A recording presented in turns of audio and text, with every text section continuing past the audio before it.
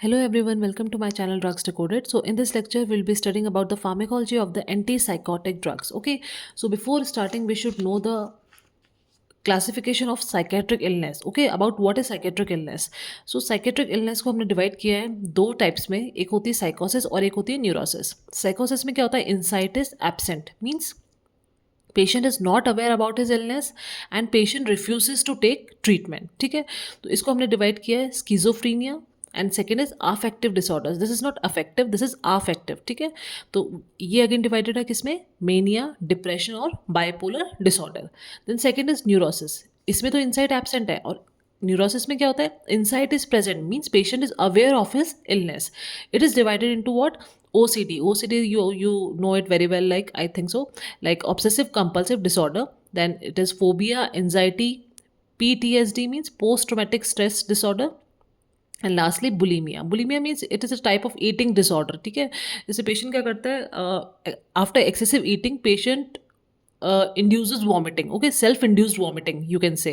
ठीक है, and either it is like this or either there will be like what, strict dieting, excessive exercise, like patient is very much concerned about their body weight. Okay, so this is all about psychiatric illness. Now we will be studying about the antipsychotic drugs which deals with the, which belongs to the class of drugs which treats major psychosis disorder like schizophrenia, mania, depression. Okay, so antipsychotic start करने से पहले you should know the role of dopamine. Okay, role of dopamine in brain, कि dopamine कैसे act करता है और dopamine का साइकोसिस के डेवलपमेंट में क्या रोल होता है. ठीक है, तो डोपामीन बेसिकली 4 पाथवे से एक्ट करता है ब्रेन में. ठीक है, सबसे पहला पाथवे देखते हैं हम कौन सा है, मीजोलिम्बिक पाथवे. ठीक है, मीजोलिम्बिक में क्या होता है, this pathway, this region of the brain is hyperactive in schizophrenia. ठीक है, it mediate positive symptoms of psychosis like what, delusions and hallucination. तो इस पाथवे का ये रोल है ब्रेन में. सेकेंड पाथवे हम देखते हैं मीजोकॉर्टिकल. मीजोकॉर्टिकल क्या होता है, this is under active in schizophrenia. ठीक है, तो अंडर एक्टिव है तो it will mediate what, negative symptoms of साइकोसिस. जैसे क्या हो गए, loss of motivation, social withdrawal या सोशल डिसएंगेजमेंट. ठीक है, वर्बल एक्सप्रेसिवनेस नहीं हो पाना. ठीक है, so patient is like this because of underactiveness of mesocortical pathway. Then we have nigrostriatal pathway. This is the part of extrapyramidal nervous system and controls what, motor function and movement. Okay, so अगर इसमें इस pathway में dopamine की deficiency हो जाती है तो क्या सिम्टम्स दिखाई देंगे आपको, डिस्टोनिया या फिर पार्किंसन लाइक सिम्टम्स. ठीक है, या डोपामिन की एक्सेस हो जाता है इस पाथवे में. ठीक है, तो क्या होगा, there will be hyperkinetic movements like tics and dyskinesias. ठीक है, then we have fourth pathway which is tubero infundibular. It is a region which originates in what, hypothalamus and projects towards what, pituitary. ठीक है, तो it deals with what, prolactin secretion. Prolactin is what, it is a hormone which regulates what, milk production and regulation of immune system. ठीक है, तो dopamine क्या करता है, inhibit करता है प्रोलैक्टिन का सिक्रीशन. ओके, डोपामीन का रोल क्या होता है यहाँ पे, प्रोलैक्टिन को इनहिबिट करना. Okay, you can also see that I have depicted the pathways like mesolimbic, this is from here. ठीक है, we have mesocortical from this. ठीक है, meso from cortical, cortex towards cortex. Then we have nigrostriatal, these pathway. Okay, so this is the depicting the release of dopamine towards various regions of the brain. Okay, so now coming to the, so these are the 4 pathways, or you can say hypothesis related to what, role of dopamine in regulation of, in development of साइकोसिस. तो अब इन pathways में dopamine कैसे काम कर रहा है, इन सभी पाथवे में डोपामिन क्या होता है, वही न्यूरॉन से रिलीज होगा, रिलीज होके ये रिसेप्टर्स पे क्या करता है, एक्ट करता है. तो बात आती है कि रिसेप्टर्स कितने टाइप के होते हैं. तो रिसेप्टर्स कितने टाइप के होते हैं, D1, D2, D3, D4 और D5, 5 टाइप के रिसेप्टर्स होते हैं. ठीक है, ब्रेन में डोपामिन क्या करेगा, वही साइनेप्स में रिलीज होकर रिसेप्टर्स पे एक्ट करेगा. D1 और D2 रिसेप्टर जो है, इनकी बहुत ज़्यादा डेंसिटी होती है nearly in all pathways involve in psychotic disorder. इन सभी पाथवे जो कि ये साइकोटिक डिसऑर्डर्स में इन्वॉल्व पाथवेज है, इसलिए हम इनको मेन यहाँ डिस्कस कर रहे हैं. इन सभी में D1 D2 की सबसे ज़्यादा क्या है, डेंसिटी है. क्लिनिकली रेलिवेंट की अगर हम बात करें तो वो कौन सा है, D2, ठीक है। And this is the main target of antipsychotic drugs, D2 receptor, ठीक है। इसको आपको ध्यान में रखना है। तो ये इसके बाद हम आगे बढ़ते हैं हम ड्रग्स के लिए, ठीक है, कि इसका ट्रीटमेंट क्या होगा। अगर अभी हमने क्या समझ लिया, मैकेनिज्म समझ लिया कि किस तरह से कौन सा पाथवे वर्क कर रहा है। अब हम बात करते हैं ड्रग्स। तो ड्रग्स को बेसिकली हमने डिवाइड किया है कैसे, first generation agents which is called as typical और neuroleptics, and second generation agents which is called as newer second generation और एटिपिकल्स। तो this is typical and this is atypicals, okay. So typical का एक major common therapeutic गोल है, और वो क्या है इनका, कि ये सभी ड्रग्स क्या करती हैं, ये ब्लॉक करती हैं D2 रिसेप्टर, ठीक है। These are not selective for any of the 4 dopamine pathway. मतलब ऐसा नहीं है कि ये ड्रग्स केवल मीजोलिम्बिक पे ब्लॉक काम करेंगी, या फिर इसको ब्लॉक करेंगी, या फिर नाइग्रोस्ट्रेटल पे काम करेंगी, या फिर मीजोकॉर्टिकल पे। ये सभी पाथवे पे कॉमन इनका गोल है, ठीक है। तो ये सभी पाथवे पे एक्ट करेगी और सब में क्या करेगी, D2 रिसेप्टर को ब्लॉक करेगी। तो अब ये जो पाथवेज हैं ये ब्लॉक हो रहे हैं, तो इनके पॉजिटिव कॉन्सिक्वेंसेज भी होंगे और नेगेटिव कॉन्सिक्वेंसेज भी होंगे। तो अगर D2 रिसेप्टर ब्लॉक हो रहा है कहाँ पर, सबसे पहले मीजोलिम्बिक पाथवे में, तो ये क्या करेगा, डिक्रीज पॉजिटिव सिम्टम्स। तो ये क्या है, बेनिफिशियल है। मीजोलिम्बिक पाथवे में जैसा हम आप साइड बाय साइड देख भी सकते हैं कि मीजोलिम्बिक पाथवे क्या होता है, हाइपर एक्टिव होता है, ठीक है। पॉजिटिव सिम्टम मीडिएट करता है लाइक डिल्यूजन, हेलुसिनेशन। तो अगर हम इसको ब्लॉक कर दें तो it will be beneficial for us, okay. अगर आप कोई साइकोसिस साइकोटिक पेशेंट्स में आप ये ड्रग एडमिनिस्टर करते हैं इस तरह से कि जो मीजोलिम्बिक पाथवे पे काम कर रही है, तो इसको अगर ब्लॉक करें dopamine receptor in this pathway, तो इट विल बी बेनिफिशियल, ठीक है। Okay, next coming to the mesocortical pathway. ये ऑलरेडी क्या है, अंडर एक्टिव है, हमने पहले देखा था।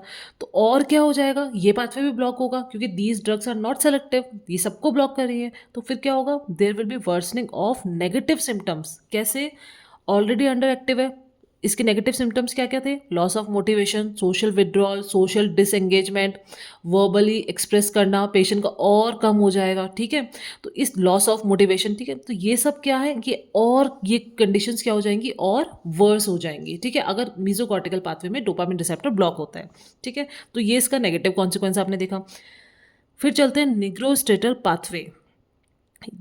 इस पाथवे में अगर डोपामिन रिसेप्टर को आप ब्लॉक कर रहे हैं, तो this will lead to what, extra pyramidal disorders, like what, क्या क्या क्या सिम्टम्स होते हैं उसमें, tardive dyskinesia and Parkinson like symptoms like tremor, muscle rigidity, difficulty in movements. Basically extra pyramidal जो सिम्टम्स होते हैं वो सीरीज वाइज कैसे होते हैं, सबसे पहले होता है acute muscular dystonia, then parkinsonism, then akathisia, and then malignant neuroleptic syndrome you will be seeing, okay, which is related to like hyperthermia, extreme generalized rigidity, and then lastly we see tardive dyskinesia, okay, and which is characterized by purposeless like involuntary movements, okay. So this all comprises what, extra pyramidal symptoms. तो अगर आपने ये pathway में dopamine receptor block करा नाइग्रोस्ट्रेटल में, तो क्या होगा, you will be seeing what, extra pyramidal symptoms. एक बात मैं यहाँ पर बताना चाहूँगी कि extra pyramidal symptoms closely related to antipsychotic potency of typical antipsychotic drugs. In drugs की, टिपिकल एंटीसाइकोटिक ड्रग्स की जितनी ज़्यादा पोटेंसी होगी, उतने ज़्यादा ही आपको एक्स्ट्रा पिरामिडल सिम्टम्स देखने को मिलेंगे। मतलब अगर ड्रग हाई पोटेंसी कैटेगरी में हम डिवाइड करते हैं, ठीक है, पोटेंसी किसके ऊपर डिवाइड करी है हमने, कि D2 रिसेप्टर पे कितनी एफिनिटी है उस ड्रग की, ठीक है। तो क्या होगा, जितनी ज़्यादा ड्रग की पोटेंसी होगी, उतना ज़्यादा ही ड्रग क्या शो करेगी, extra pyramidal side effect. This point should be noted, ठीक है। फिर हम आते हैं ट्यूबरो इनफंडिबुलर पाथवे, ठीक है, जो हाइपोथैलेमस से पिट्यूटरी पे की तरफ प्रोजेक्ट है, ठीक है। वहाँ पर क्या होगा, D2 रिसेप्टर ब्लॉक हुआ अगर, तो there will be increase in blood prolactin level, and blood prolactin level अगर बढ़ गया तो क्या आपको देखने को मिलेगा, galactorrhoea, gynaecomastia and sexual dysfunctions, okay.